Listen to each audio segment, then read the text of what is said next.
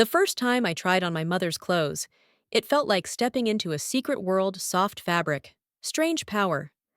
At first, I told myself it was harmless curiosity. By Halloween, I'd learned how to walk, smile, even breathe like someone else entirely. But what they were asking of me now wasn't dress up, and it wasn't a thrill. It was real, terrifying, and far beyond anything I'd ever dared to imagine. My name's Ethan. Just your regular kid, I guess 5'7", about 140 pounds.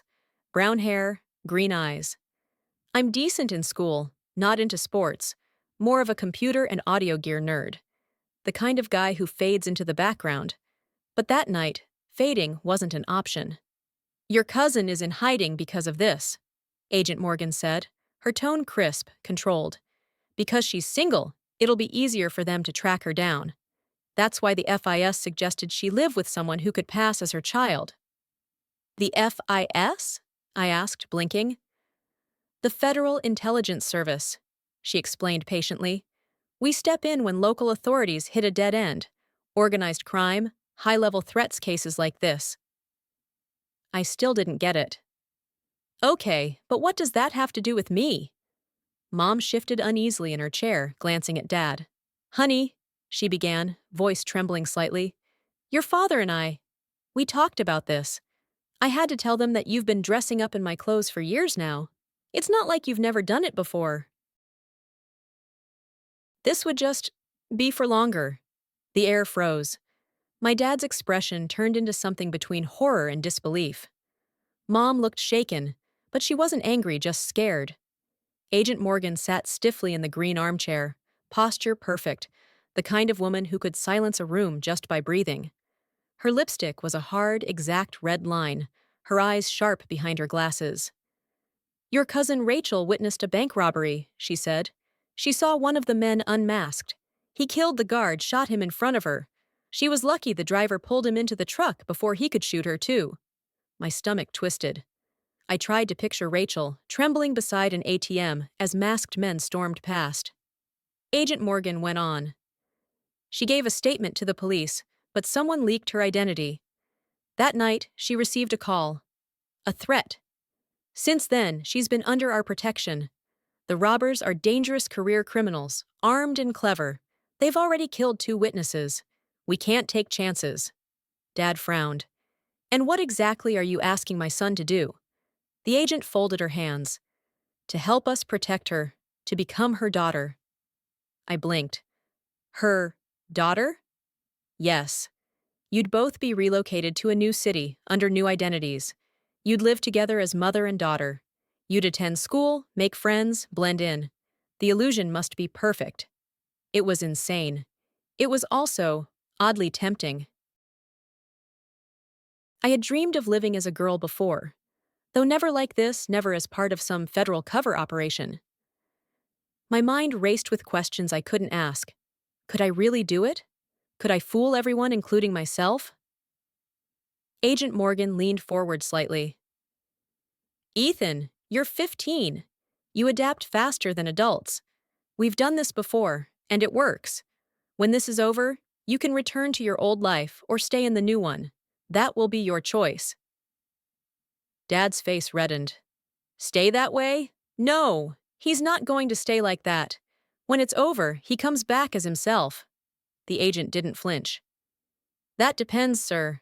2 years is a long time at his age. Habits change, identities evolve. If he finds comfort in the new role, forcing him back could do more harm than good. The words hung there, heavy as lead. Mom turned toward me, eyes glistening. Ethan, you don't have to do this if you don't want to.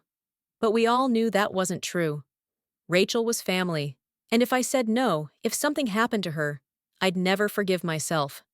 And deep down, a quiet part of me whispered, You've always wanted to know what it would be like to live that way. Now's your chance. Dad's jaw tightened as he saw me nod. You can't be serious, he muttered. But I was. Not for him, not even for Rachel at least, not entirely. For me. Agent Morgan exhaled softly, then stood. Training begins immediately. You'll be briefed along the way. I hugged Mom first. She was trembling. Dad's arms felt like steel bars, stiff and reluctant. But when he finally let go, I saw tears in his eyes.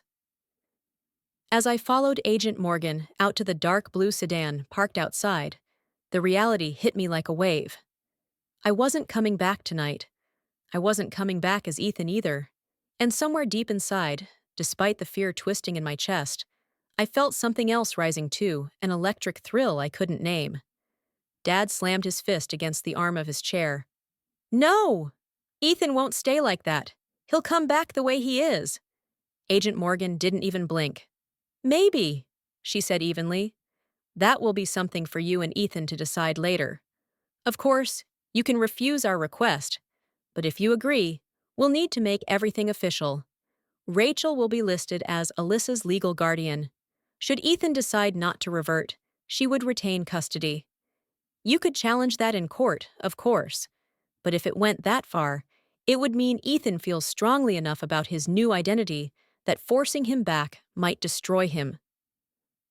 Her words hung in the air like smoke. I could see my dad's jaw tighten, his face pale. For a moment, I almost said no, almost backed out. But then I pictured Rachel's face, remembered her laugh, and thought about those men who'd already murdered people who got in their way. If I stayed the way I was, she could die. That thought alone decided it for me. I swallowed hard. I'll do it. Dad's eyes widened in disbelief. Mom covered her mouth with her hand, tears threatening to spill. The truth was, I didn't really have a choice. Rachel was family. And if doing this gave me a reason, a real, justified reason to live as a girl, then maybe, deep down, it was something I'd wanted all along. Agent Morgan nodded. Good. You'll begin training immediately. 1 month. After that, you and Rachel will meet in a secure location before relocating to your new city. When I hugged my parents goodbye, it felt like I was walking off a cliff. Dad's embrace was stiff, almost reluctant, but his eyes were wet when I stepped away. Mom clung to me like she was trying to memorize my heartbeat. Be careful, she whispered. I will, I said, though I wasn't sure I believed it. Outside, a dark blue sedan idled by the curb. I climbed into the passenger seat beside Agent Morgan, the hum of the engine filling the silence between us. We drove for what felt like hours, until finally she pulled over, turned to me, and said quietly, "Blindfold." I hesitated. "Protocol," she added. So I nodded, and the world went black. When the car finally stopped, she led me out by the hand. I felt a breeze, heard gravel crunch beneath my shoes, then the heavy creak of a front door. The blindfold came off, and I blinked at a house that looked like it belonged in some glossy magazine, wide staircases, polished floors, the faint scent of lavender in the air. "This will be your training site," she said. "You'll be comfortable here. Someone will explain the process." The someone turned out to be a man in his 60s, with silver hair and eyes that smiled before his mouth did. "Hello, Ethan," he said warmly. "I'm Alan. I'll be your coach." He looked harmless enough, like someone's grandfather. But when he started talking, I realized just how serious this all was. "I know you don't think we can turn you into a girl in a few weeks," he said, motioning for me to sit. "But trust me, we can make you look like a lovely young woman. As for feeling like one, that's something you'll have to find in yourself." He reached for a large leather-bound album lying on the bed. One by one, he turned the pages, revealing photos of beautiful women smiling, poised, radiant. Then I noticed something strange. "These are all former students," he said proudly. "Every single one of them started where you are now. A few went back to living as men, but most didn't. Many are married now, some with families, happy, whole." He stopped on an older photo, sepia tones, soft focus. A younger version of him smiled from the page, dressed in a flowing gown. "That's me," he said, almost fondly. "A long time ago." Something about his calm confidence steadied me. You'll have to trust me, Ethan, he continued. Nothing we do here will harm you. Everything has a purpose. And if you cooperate, I promise you'll see what's possible. I nodded, though my throat felt dry. For years, I'd hidden that secret part of myself, keeping it buried in dark closets and borrowed dresses. Now, for the first time, someone was giving it permission to exist. Alan studied me for a moment, then smiled. I understand you've dressed before. Would you mind doing it now, just so I can see where we're starting from? The question hit like a jolt. My instinct was to say no to protect what little dignity I still had, but I knew why I was here. Slowly, I nodded. Excellent. There are clothes in the closet. Take your time. When you're ready, dial 23. He left quietly, closing the door behind him. The room was painted in soft pinks and whites, feminine but not childish. When I opened the closet, a wave of color nearly stole my breath. Silks, satins, skirts, blouses, dresses, arranged by shade. I reached out, fingertips brushing over fabric so soft it felt unreal. For a moment, I just stood there, listening to my heartbeat. Then I began to undress. I found what I needed: a pair of white panties, a bra, a slim waist nipper, and a simple blouse with a matching skirt. I tried my best with the makeup, fumbling through foundation and lipstick, and slipped on a wig that matched my hair color. When I caught sight of myself in the mirror, I didn't look perfect, but I looked different. Softer. Almost like the version of me that had existed only in imagination.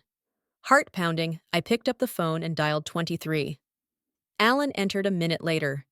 His eyes widened, but not in shock. He smiled, genuine and warm. "You've done very well, Ethan," he said, scribbling notes on a small pad. "You have potential. But we'll start with the basics first. And tonight, you'll join me for dinner. We'll make a grand entrance together." I stood frozen, unsure if he was serious, until he handed me a soft robe. "Now, let's begin properly," he said. "Step out of your comfort zone. We'll start by getting rid of what you don't need anymore." He meant hair, every bit of it. And somehow, as I nodded, I realized this was the first step toward becoming someone I'd never dared to be. When I'd dressed up before, I never went all in. I'd cheat 2 pairs of pantyhose, maybe a little powder, enough to play pretend. But this was different. Alan was methodical, like an artist preparing a canvas, and I was the canvas. The cream he spread across my skin reeked of chemicals and made me itch like mad. But when I showered, the water carried every trace of body hair down the drain. For the first time, I saw my skin smooth and bare, pale under the bathroom lights. I looked, unfinished, like something new waiting to emerge. Alan handed me a razor and showed me how to shave properly, slow, deliberate, precise.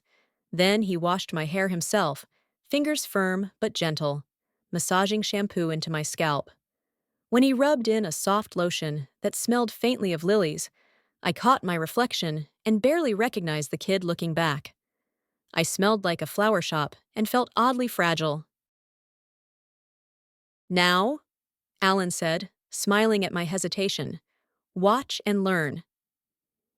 He slipped into a pair of blue panties like mine and sat before the vanity. Piece by piece, I watched a quiet transformation unfold. With the precision of a sculptor, he turned his face into something elegant and entirely feminine. I stared, transfixed, as his hands worked with graceful certainty. When it was my turn, my fingers shook.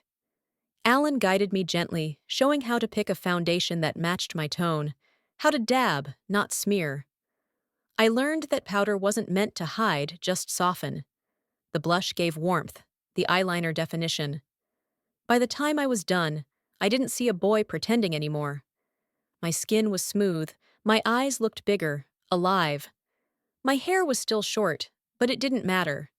I looked possible. Then came the corset. Alan demonstrated first, pulling his waist tight until it curved neatly under the gown he'd chosen. When it was my turn, he laced mine slowly, stopping every few pulls so I could breathe. The pressure was intense, But when he finished, I had a shape, a subtle curve that hinted at something feminine and strange and thrilling. Good, he said quietly. Now for the finishing touch. He adjusted the bra, filling the cups with small foam pads, smoothing the fabric until it rested naturally. I looked down and blinked. For the first time, my reflection had a silhouette, a body that wasn't flat or square, but soft and balanced. He passed me pantyhose, then a padded panty brief, smoothing it out with a nod of approval before handing me the dress. "This one's yours for tonight," he said, pulling out another gown for himself. The fabric shimmered as I stepped into it, a silver top that caught the light and a flowing black skirt that brushed my knees. The neckline dipped just enough to hint at my new shape. Alan zipped it for me and handed me the heels. My balance wavered at first, but standing there beside him, I caught a glimpse of something I'd only ever dreamed of. Alan turned to the mirror and smiled. "See? I told you it was possible." He opened a wig box and placed it on his own head first, a soft light brown style streaked with silver, perfectly framing his face. Then, gently, he fitted mine, dark brown with auburn highlights that shimmered against the green of my eyes. When I looked in the mirror again, I couldn't breathe. I wasn't Ethan pretending anymore. I was Alyssa waiting to exist. Alan studied me for a long moment, then said softly, "You'll need a name. Ethan won't do for a girl." I didn't even hesitate. "Alyssa," I said. "Alyssa Grace." His smile deepened. "Beautiful, very feminine." Later that evening, he led me to dinner. My heels clicked across the polished floor, as if announcing someone new to the world. The dining room glowed in amber light. Agent Morgan was there, poised and flawless in a copper gown. Two men rose as we entered, both in tuxedos, both smiling politely. Alan's voice was smooth, musical, nothing like the one he'd used earlier. "Allow me to introduce Alyssa Grace," he said proudly. For a heartbeat, I froze, waiting for laughter, for someone to see through me. But instead, the men nodded and offered compliments that sounded real. Dinner passed in a blur. Agent Morgan kept the conversation light, while the older man, Dr. Hayes, a surgeon, and the younger one, Dr. Collins, a chemist, watched me with professional curiosity. Their questions were polite, clinical almost, but underneath it all, I sensed the machinery of the plan moving forward. When the evening ended, Alan escorted me back to my room. "Tomorrow," he said, "you'll see both doctors for a consultation. We'll discuss how far this transformation needs to go." The next morning, under fluorescent lights, I sat through their examinations. Dr. Hayes took notes in silence, then left. Dr. Collins remained, folding his hands. "This assignment could last up to 3 years, he said calmly. "That's a long time to pretend, Ethan. Or should I say, Alyssa?" I swallowed. 3 years? He nodded. "Which means you'll need to think about how much of this life you want to experience. Would you rather continue padding, adjusting, maintaining the illusion, or would it be easier to make it real?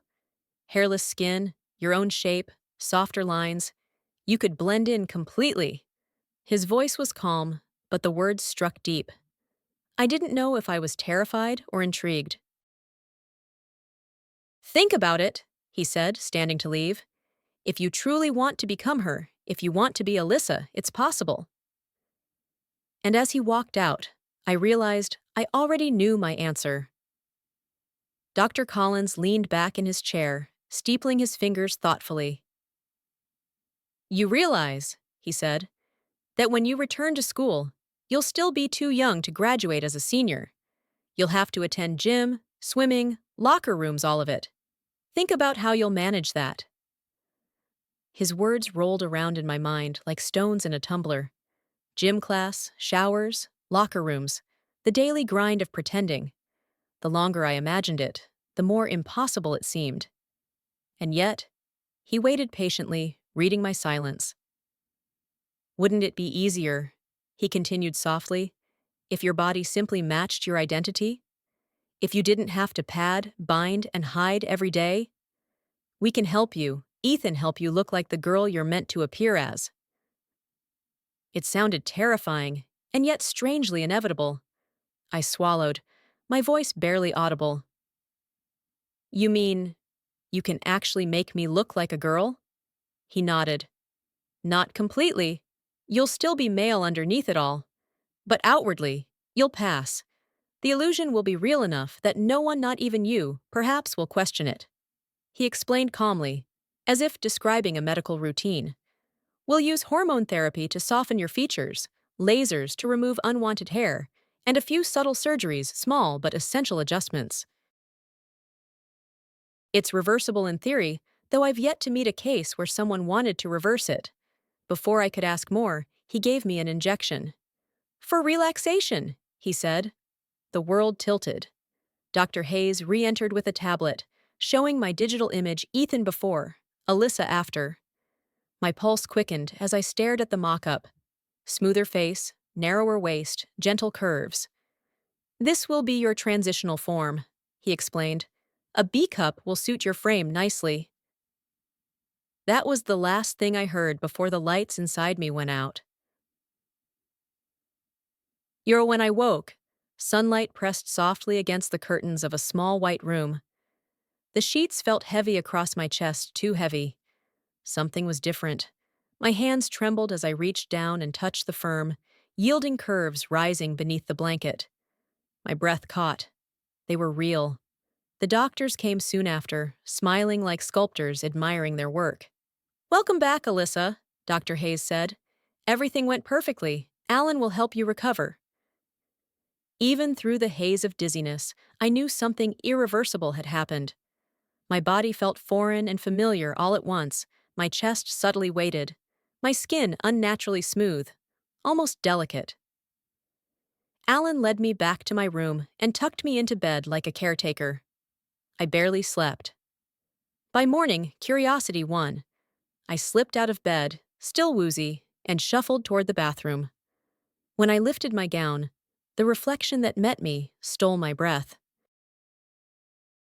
My skin gleamed pale and hairless. My waist had narrowed. My hips curved out gently, my thighs fuller. The small breasts that rose and fell with my breathing looked impossibly natural. For a long moment, I just stared, shocked, trembling, unable to decide if I was thrilled or terrified. That's when the door opened.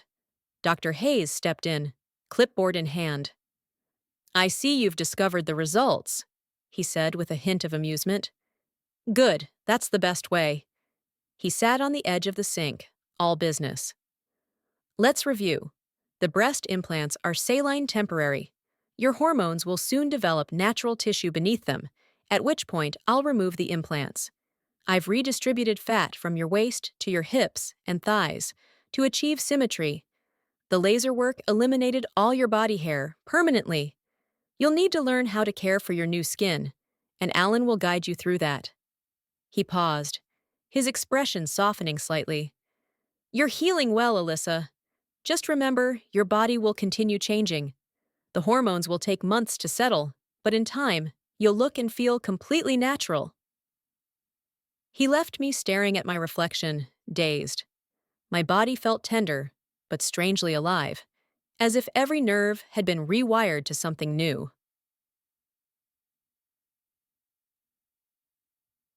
The following days blurred into a rhythm of lessons and corrections. Alan was relentless. He taught me to walk, to sit, to gesture not like someone pretending, but like someone who belonged in this body. Every mistake drew a sharp word or a raised brow. I hated him sometimes for it, but beneath the frustration, there was gratitude. He made me practice everything: makeup, posture, speech, grace, morning till night. He even forced me through aerobics, my new form moving in ways that startled me. When I protested, he just smiled knowingly. You wanted to look like a girl, he'd remind me. Now move like one. The worst part was when he made me experience the details of daily femininity, hygiene lessons, pads, habits I'd never even thought about. I felt ridiculous, but Alan treated it like sacred knowledge. He did every task beside me, always composed, always elegant, living proof that perfection could be practiced. Somewhere in that blur of exhaustion and discovery, admiration crept in. I resented his control, but I envied his confidence even more. 10 days before my departure, Agent Morgan returned with a sealed packet. Inside were documents, school transcripts, IDs, even childhood photos, every trace of Ethan replaced with Alyssa Grace. There was a birth certificate naming Rachel as my mother, and a driver's permit bearing a smiling face that looked undeniably like me, yet not me at all. For the first time, my new life felt solid, real. The week that followed was filled with final touches. Voice lessons replaced morning drills. Alan had me read aloud, repeat vowels, find softness in every word. When I managed to sound almost right, he smiled and handed me a mirror. "Congratulations," he said. "Alyssa can finally speak for herself." The night before I left, Alan came to my room one last time. He wore a mint green suit, sharp and elegant, with matching jewelry that glittered faintly under the lamplight. He studied me for a moment, the faintest warmth in his smile. "Those curves on your chest," he said gently, "they make you look like a girl, Alyssa. But don't ever forget they're not playthings. Don't let anyone treat them as such." I rolled my eyes, half laughing. "Yeah, right, Alan." He just smiled, a knowing sadness flickering behind his calm. "One day you'll understand exactly what I mean." Alan chuckled softly, his eyes kind but knowing. "Oh, Alyssa, you'll be surprised. You've got more charm than you realize. Just be careful." His words lingered longer than I expected. When it was time to go, I hugged him tightly, and for a brief second, I felt like I was saying goodbye to a part of myself. 3 connecting flights later, I spotted Rachel at the airport. The look on her face said everything: shock, wonder, disbelief. "Ethan," she caught herself. "Alyssa?" I smiled nervously. "Almost as much a girl as you are," I said with a shaky laugh. Her mouth fell open slightly, but after a moment she just nodded, still speechless. She didn't ask anything else during the flight. Maybe she couldn't find the words, or maybe she knew that questions would only make it harder. When we landed, a black sedan waited for us. The drive wound through quiet streets lined with tall oaks until we reached a small house on a wooded lane. Cozy, sunlit, normal, exactly the kind of place where no one would look for fugitives or witnesses. Inside, it smelled faintly of paint and pine cleaner. I had my own bedroom with a private bath, white curtains fluttering in the soft breeze from an open window. It felt almost safe. I unpacked, trading the travel clothes for a pair of shorts and a soft top. The fabric brushed against my skin differently, now lighter, smoother. My reflection in the mirror startled me every time, but it was starting to feel less like a costume and more like a version of me that had been waiting to come out. When I went to the kitchen, Rachel was talking with a girl about my age. "Alyssa," Rachel said with an encouraging smile, "this is Katie North. She lives next door. Katie, this is Alyssa." Katie turned toward me, and for a moment, I forgot how to breathe.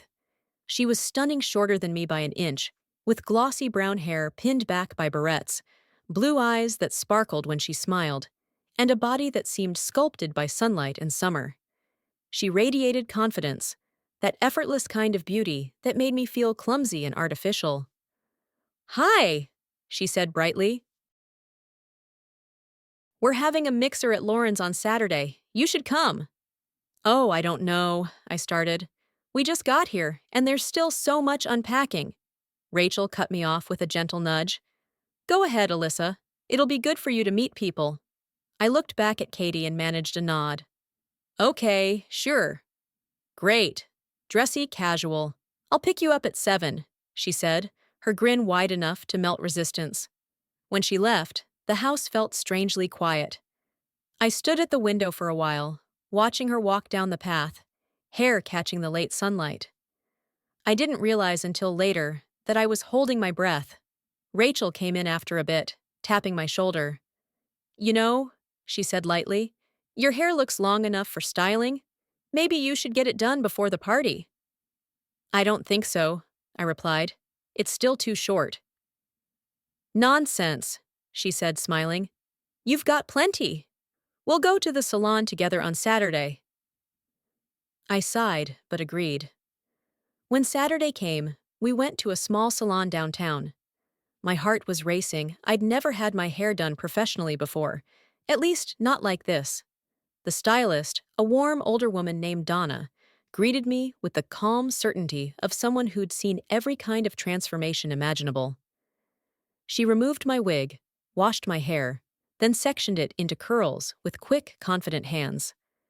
The smell of the perm solution was awful, but I stayed still, curious and nervous in equal measure. While Donna worked, another girl gave me a manicure soft plum nails that gleamed under the lights. When the curlers came out, I looked in the mirror and nearly gasped. At first, I resembled a startled cartoon character, but after Donna brushed and shaped the curls, the transformation was complete. My hair was now auburn-rich and natural-looking, with soft waves that brushed my cheeks and framed my face. It should fall right into place for you now, Alyssa, Donna said. Easy to care for, too. I ran my fingers through it, feeling disbelief turn into excitement. I love it, I said sincerely. Rachel smiled. Told you. After the salon, we went shopping. I'd lost weight 13 pounds, according to the scale, and even my corset felt loose. Rachel helped me pick out a new one, plus a strapless bra. She looked unsure at first, glancing from the garment to me. Are you sure you'll fill that? She asked delicately. I gave her a small, confident smile. Let's find out. When I tried it on, her expression shifted from skepticism to astonishment. The fit was perfect natural even. My figure had settled into something soft yet firm, curved in all the right places. Rachel blinked, then laughed. Well, I guess that answers that. We left the store with 2 new dresses, some skirts, shoes, and a bit of jewelry. For the first time in weeks, I felt something close to happiness. The constant pretense was starting to feel less like a lie and more like breathing. That evening, after a long shower, I sat at the vanity, towel around my shoulders. My reflection looked back at me, subtle makeup, glossy lips, auburn curls falling just right. Alan's lessons echoed in my head as I applied eyeshadow in gray and copper tones, smoothing eyeliner along my lashes. When Rachel peeked in, I was fastening my bra and reaching for my dress. You're getting good at this, she said softly. Practice, I said, giving her a half smile. Inside, though, my heart was racing. Saturday night loomed like the edge of a stage, and for the first time, I wasn't sure if I was playing a role anymore or if Alyssa was simply stepping into her life. The new bra had so many hooks in the front it looked like a puzzle, but once I managed to fasten them, I stopped and stared.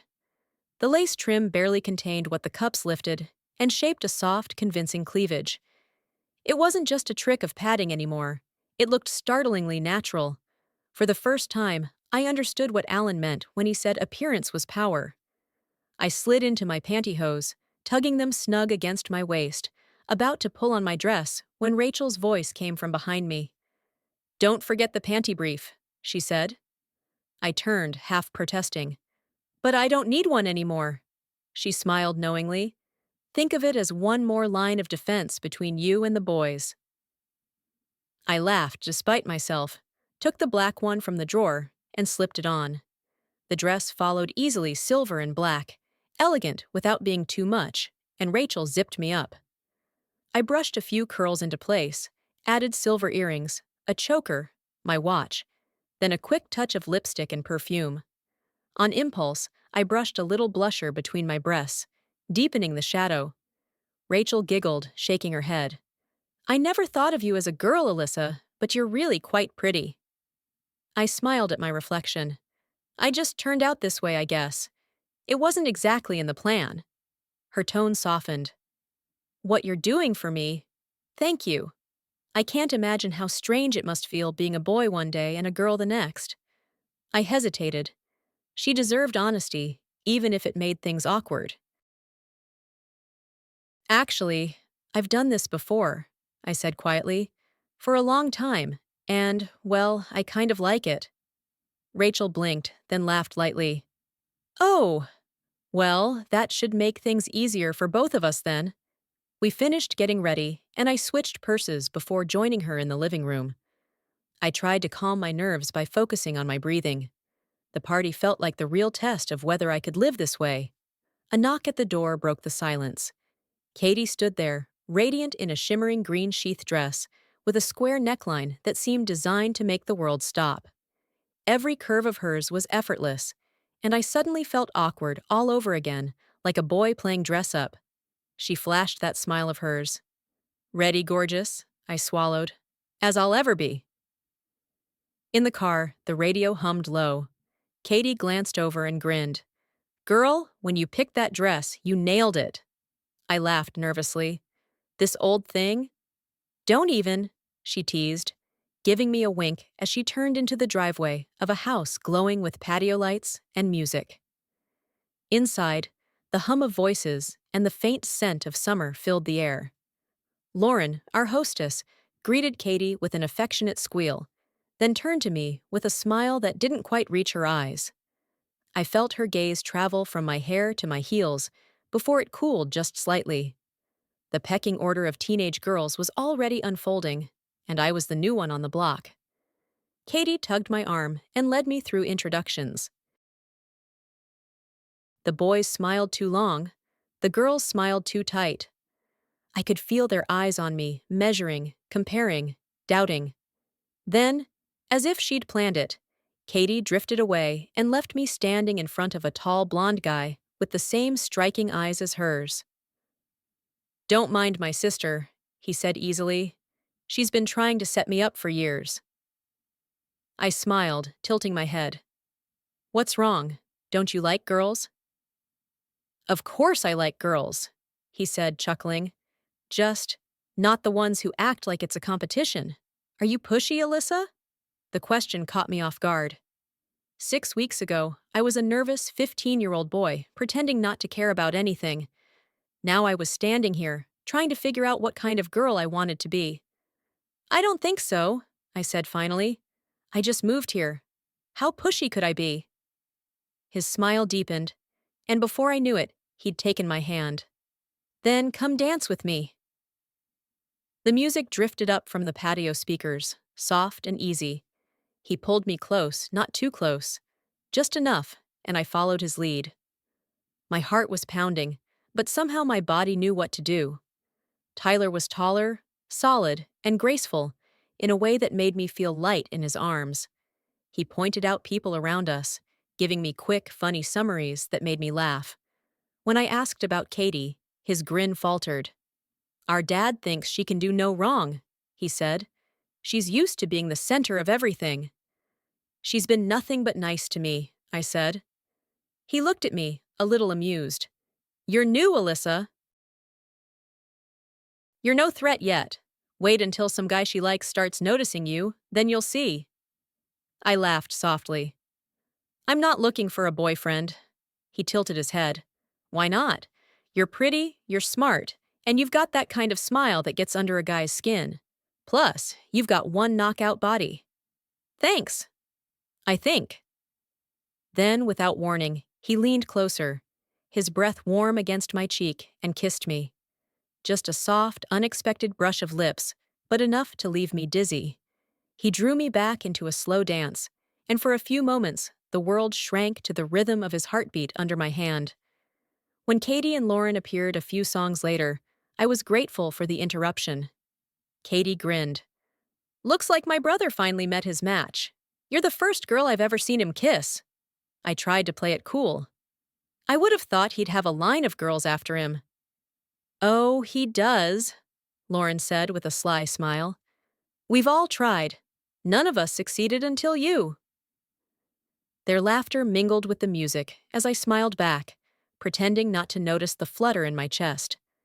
Somewhere between the new dress, the makeup, and that unexpected kiss, I realized something startling. Alyssa wasn't just a disguise anymore. She was me. The night after the party, when the music had faded into silence, and my head was still buzzing with the memory of Tyler's kiss, Samantha, the tall blonde with movie star posture, had tossed her hair and said, "Pool party tomorrow, girls only, 1 o'clock. You're all coming, right?" Everyone nodded, laughing and chattering over one another, so I nodded too. I didn't even own a swimsuit yet, but I wasn't about to say no and out myself as the odd one out. By morning, I told Rachel I needed a suit. She disappeared into her closet and returned holding something small, yellow, and held together by hope and string. "Try this," she said. "This?" I held it up. "It's barely fabric." She grinned. "Exactly. It's supposed to look like that. Go on." The bikini clung to me like a secret I wasn't ready to tell. It fit mostly, though every glance in the mirror made my stomach twist. "It's nice," I admitted, "but it feels like I'm about to fall out of it." Rachel laughed. "Don't worry, it looks fine. Just remember, if you want the boys to notice, that'll do it." I blushed instantly, which only made her laugh harder. "So there is a boy," she teased. "Just be careful, Alyssa. You're beautiful, and I'm sure he's handsome. Smile a lot, and maybe he'll spend less time staring down your neckline." That made us both crack up. "Men are all the same," she added with a shake of her head. "They'll always find a way to peek." I packed the bikini and a towel in a small bag, still red-faced, and drove to Samantha's house. Rachel had called it a hen party, meaning no boys, no pressure, just a bunch of girls relaxing and talking about the world. For me, it was uncharted territory. Samantha's house had a big backyard pool surrounded by lawn chairs and bright umbrellas. She waved me inside, pointing to her bedroom to change. I slipped into the bikini again, took a steadying breath, and stepped out into the sun. Katie was already there, lounging in a dark green bikini that seemed to have been invented to make people stare. The other girls wore variations of one-piece suits, but somehow Katie looked like she belonged in a commercial. I joined them at a table by the pool, trying to act like I'd done this 1,000 times. The conversation was fast and effortless gossip about teachers, summer plans, who was dating who. It was easy to get swept up in it, and for a while, I forgot that I wasn't like them. Then someone brought up Tyler. Samantha's lips curved into a smirk. "So, Alyssa, give it up. He likes you, and you know it." I nearly choked on my lemonade. "What? No? He was just being polite." Katie laughed. "Please. Every one of us has tried to get his attention, and he never even blinks. Then you show up and he kisses you. That's not nothing." "What if I said I wasn't interested?" I tried, half hoping to sound believable. That only made them giggle harder. Their laughter wasn't cruel, it was knowing. They didn't believe me. Maybe because I didn't believe me either. By the time I drove home, the sunlight was fading, and I was smiling to myself. I had felt included, accepted. For the first time since the transformation began, I wasn't an outsider playing a part. I was just one of the girls. 3 weeks had passed since leaving the training center. Every day, I felt a little more like Alyssa, not pretending, not performing, just being. Still, I missed Alan and even Agent Morgan more than I expected. They'd been my link to the world I'd left behind. One morning, Rachel found me staring at the postcard from the theme park the FIS had mentioned.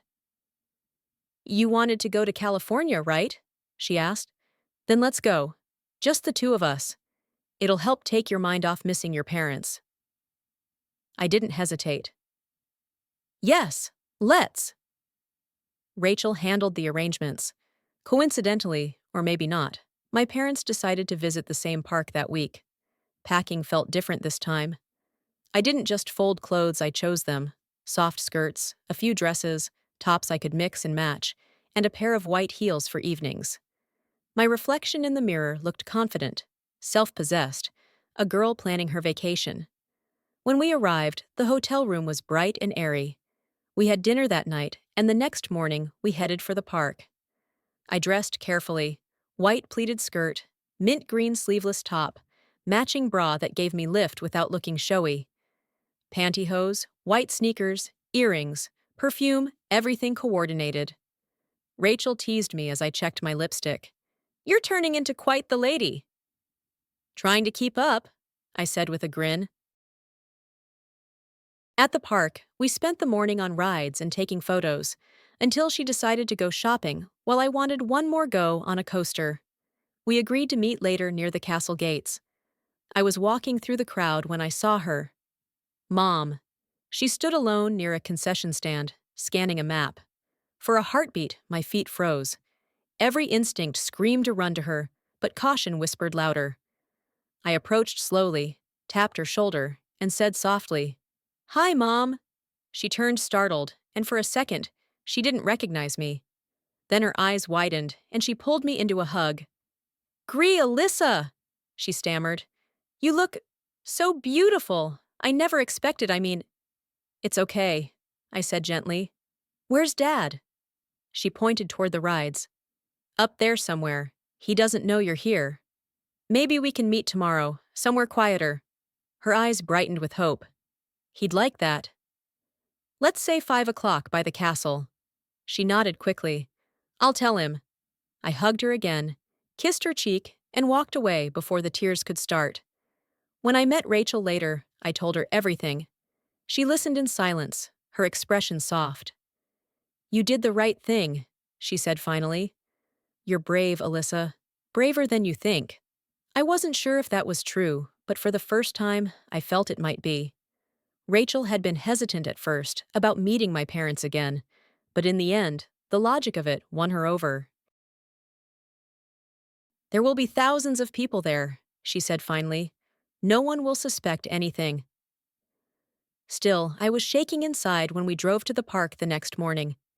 Every turn of the road brought me closer to something I wasn't sure I was ready for my old life staring back at me through the eyes of the people who once knew me best. We paid admission and walked into the sea of bright colors and laughter. Families, children, cameras, sun. The smell of popcorn and sunscreen hung in the air. Rachel and I headed toward the giant silver globe in the park's center. That's where I saw them, first Mom, then Dad, standing beside her with a map in his hand.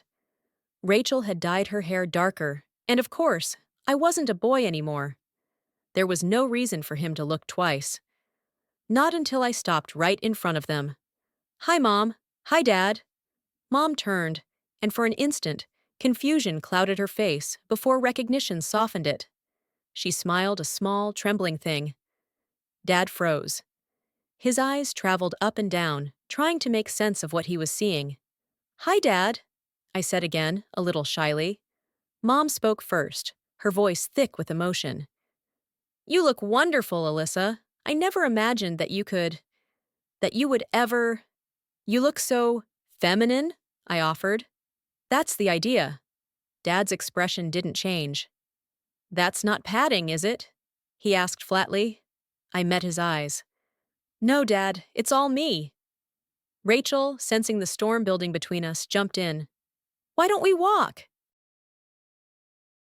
"That's our cover here. Remember, we've only just met." We moved together through the park. Rachel on one side, Mom on the other, Dad trailing a few steps behind. Every so often, I felt the weight of his stare, puzzled and heavy. When the wind caught my skirt, I knew he saw more than he wanted to. We rode a few attractions, trying to pretend it was a normal family outing. At lunch, sitting in the shade, the silence finally cracked. Dad leaned forward, voice low but firm. "When this is over, you're not going to stay like this, are you? You'll go back?"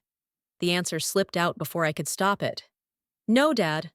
I like being a girl, and there's a boy who likes me." His face darkened instantly. His jaw tightened, and for a heartbeat I thought he might explode. Mom reached out, placing a calming hand on his arm. "I knew," she said softly. "The moment I saw her. She's Alyssa now, inside and out." Before Dad could reply, his pager beeped. He stood, muttering something about finding a phone. Saved by the bell, Rachel murmured, half under her breath. Mom's eyes were full of cautious curiosity. Just how complete are you, Alyssa? She asked quietly. Can you? I cut her off with a small shake of my head. No, not that. But everything else. Yes. My body's adjusted now. Once school starts, the implants will come out. The doctor says I'll be smaller for a while, but the hormones will keep doing their work. Right now, I'm 36, 24, 36. Mom blinked. Oh my! Rachel smiled faintly. No padding on the hips either. She had her waist sculpted, fat redistributed. Alyssa's the real thing. And there's a boy, Tyler, who seems to think so too. That's when Dad came back, smiling in a way I hadn't seen for months. They caught them, he said, his voice full of relief. The robbers there was a shootout, but no one was killed. It's over. That means you can come home, son, and get rid of all that. He didn't finish.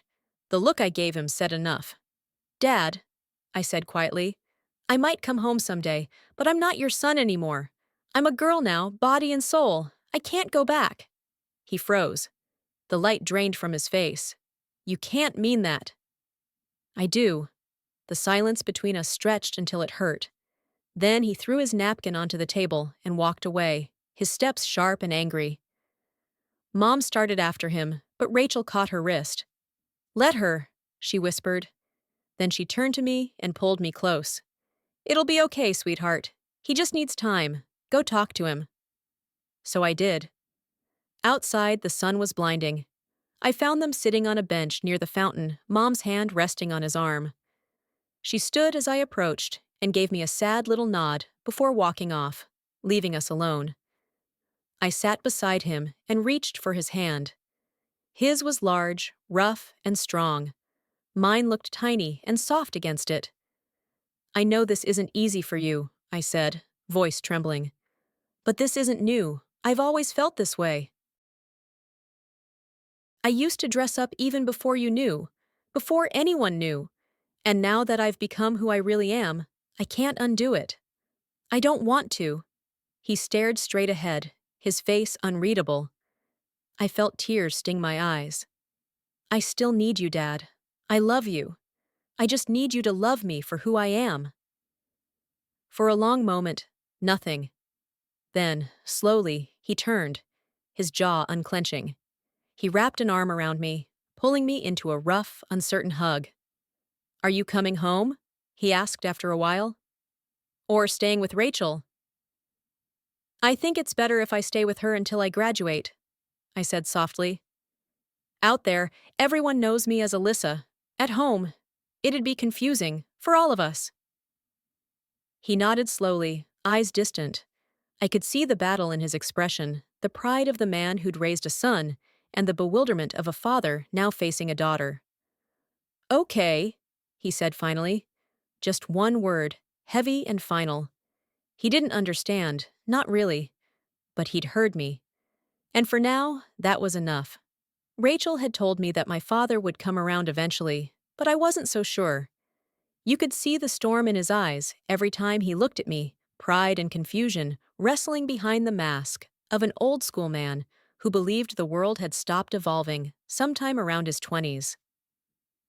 What he didn't understand, what most men never do, is that women have always been the ones steering the wheel. We just let them think they're driving. I'd watched my mother bend him to her will for years, all honeyed tone and quiet persistence. She never raised her voice, and yet he always caved in. That kind of power had fascinated me from the start. Now that I was living as a woman myself, I understood it in my bones, the art of grace, persuasion, quiet strength. How could I ever give that up? The week in California passed in a blur of forced smiles and unspoken tension. We dined with my parents several times at an elegant restaurant, and I made a point of wearing my lowest cut dresses, not out of vanity, but to remind my father that what he saw was real, not padding, not costume, not pretense. Each dinner left me exhausted, but it also felt like a slow, deliberate act of claiming space. When Rachel and I finally said our goodbyes and flew home, I collapsed in bed, drained. The next day, Tyler called. He wanted to take me to a movie and dinner. I said yes before I could think twice. He noticed right away that something was off. "You okay?" he asked gently as we walked to his car. "Just tired," I said. He didn't push. Instead, he kept me laughing through dinner, telling ridiculous stories about our friends and the minor dramas I'd missed while I was gone. Later, when he brought me home, the air between us shifted. He stood close, his breath brushing my cheek, and for a moment, everything else fell away: the confusion, the self-doubt, the noise. He kissed me, not tentative, not shy, real. I thanked him, pulled away before things could spin further, but my heart was racing. That night, I couldn't stop smiling. From then on, Tyler and I went out every weekend. He was patient, easygoing, and funny, the kind of boy who made me forget to be self-conscious. But one evening, parked on a quiet street, something changed. His hand brushed mine, then found its way beneath my sweater. My breath caught. It was as if the air itself vanished. For a heartbeat, I wasn't sure whether I was still the same person who had started this journey or someone entirely new.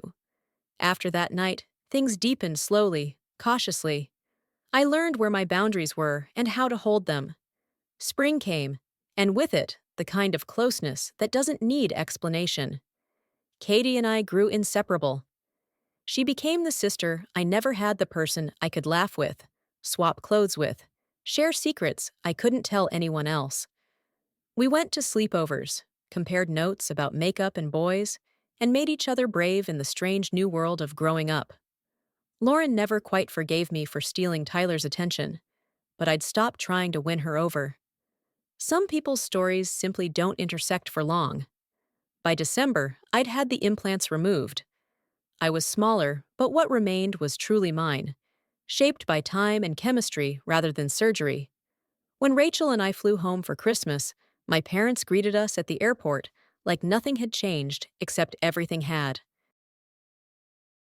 Mom had arranged a girls' day out, and the three of us spent it at an upscale salon, being pampered, laughing, gossiping, and sharing the kind of warmth I'd only ever dreamed of.